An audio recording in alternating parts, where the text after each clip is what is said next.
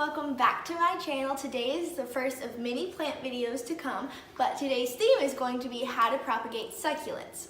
The reason why I'm starting with succulents is because if you can learn to propagate succulents, then taking care of like any other plant is so much easier, because this is just like the base level of plant care. So we'll be moving forward in the future to how to propagate things in water, but then also how to propagate lots of different other kinds of plants. But for now, I'm just going to show you guys how to propagate succulents. So succulents are pretty popular, so you can find them anywhere, but if you have one around your house, which a lot of people do, it'll probably look something like this. There's lots of different kinds, as you can see behind me, but if you have one like this sitting around your house, the key is to be gentle and take one of the big stems and gently just twist the leaf like this, and you see it'll just pop right off like this. So I'm going to show you guys close up so you can see what the base should look like when you rip it off. So I don't know if you can see, but there's like a little stub right here and then it goes inwards, but that's a really cleanly taken off, don't mind my finger, the nail broke, a really cleanly taken off succulent, and this is what you're going to use to start your propagations. If you accidentally rip it off and it goes past this part of the node, it's not going to grow a plant, so just kind of like leave that one. It'll grow back. These, wherever you take it off the plant, will grow back, but you got to make sure you have this little base part. And then what you're going to do is let it oxidize. So oxidizing means it has to like be open to the oxygen to then let it signal to this part of the plant that it needs to start growing a new limb and that it's like not attached to a plant anymore. The key to propagating succulents by leaf is that you don't like immediately shove it into the ground. You actually want to lay it on top of the soil, because then the roots on the lower half will start growing down towards the ground, and then a rosette will start growing straight up. And from there, it'll just like figure its way out. It's much simpler than you think. So once you have your leaf, you're going to take a pot and fill it with soil, and then you're going to lay it on top of the soil. And wherever the base part of your stem is where your plant is going to grow out of. So I want to put mine where the base part is laying right on top of the center of the soil, so that way the plant grows in the center of the pot. From there, you're just going to water it whenever the soil's dry, and then leave it out in indirect sunlight for the rest of its life.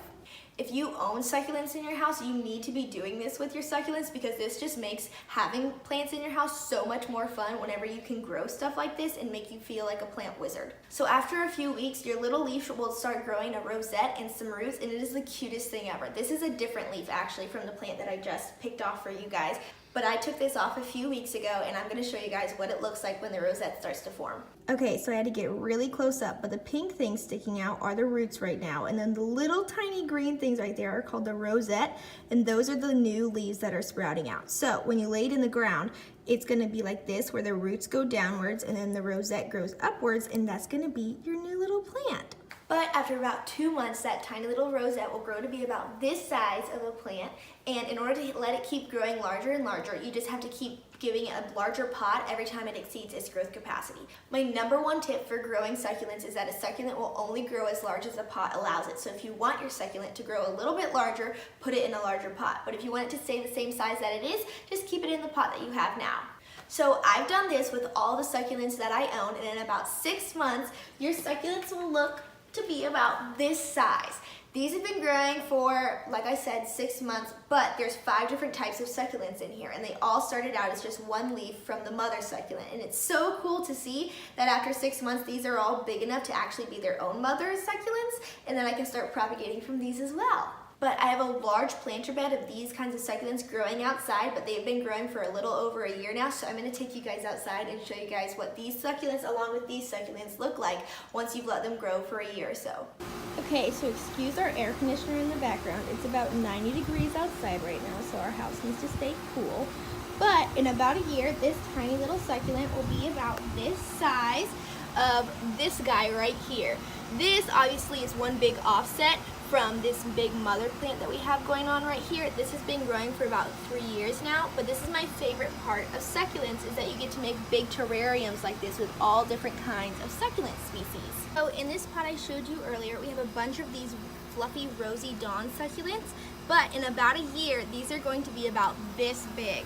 So this is our air conditioner, so excuse the loudness. But these are rosy dawns that have been growing for about a year or so now, and look how massive they are. They've kind of taken over my garden, but in here I also have a lot of different other succulents that I have growing. and they're all so cute. But every single one of these was started just from one leaf of another plant. So I just wanted to take you guys outside to see my plant bed just to show you guys how much fun propagating can be and then how much growth you can get out of it. And hopefully to inspire you guys to do a little bit of propagating on your own with some houseplants that you have lying around your house.